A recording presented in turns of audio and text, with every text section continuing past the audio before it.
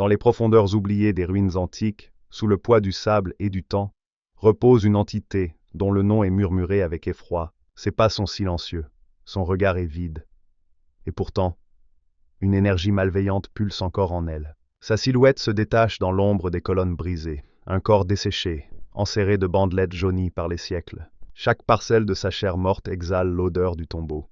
Chaque mouvement réveille le bruissement sinistre du lin frémissant. Son visage, jadis noble ou cruel, est à présent figé dans un rictus intemporel, ses orbites vides abritant une lueur surnaturelle, reflet d'une malédiction qui transcende la mort elle-même. Autrefois vénéré ou craint, il était un roi, un prêtre ou un seigneur de guerre, dont l'orgueil ou la folie défirent les dieux. Sa tombe, sculptée dans la roche, n'était pas un sanctuaire de repos, mais un piège d'éternité. Lié par des rituels obscurs, son âme est prisonnière d'un corps qui refuse de se décomposer, condamnant tout intrus à un destin funeste. Il erre dans des palais engloutis, des pyramides perdues, des temples maudits où seuls les plus audacieux osent s'aventurer. Son souffle sec emplit les corridors de ces labyrinthes anciens, et ses serviteurs, des pantins desséchés aux orbites vides, guettent les imprudents. Ceux qui dérangent son sommeil ne rencontrent pas seulement sa colère, mais aussi une malédiction pire que la mort. Lui n'a pas d'amis,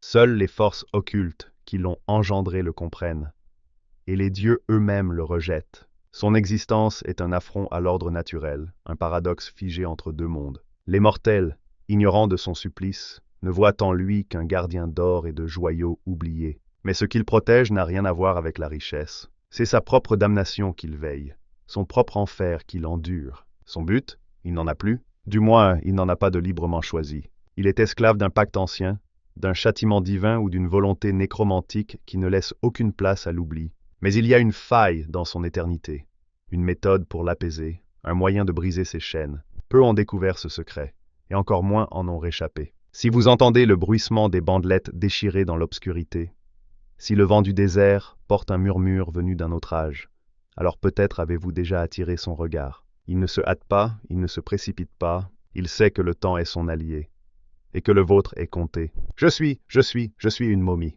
À la semaine prochaine pour une nouvelle créature.